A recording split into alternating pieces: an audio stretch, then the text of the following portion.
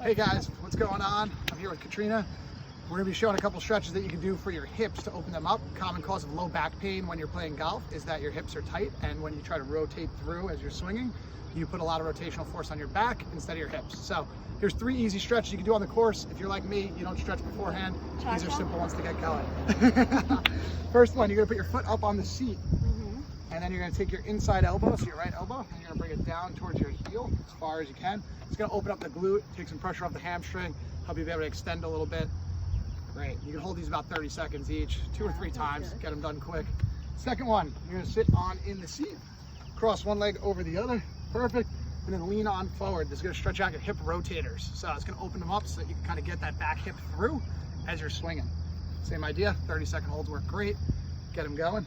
And then our last one is going to be a dynamic warm-up. So basically hold on to the cart so you don't fall over, especially if you had a couple transfusions.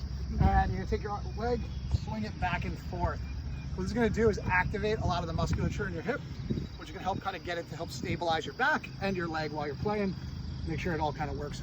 You can use this in the beginning of your round, after your round, middle of your round. You want to kind of periodically stretch because you're going to tighten up as you play, especially if it's a slow round or you're waiting a lot in the tee boxes. So here's 3 great ones for your back and for your hips.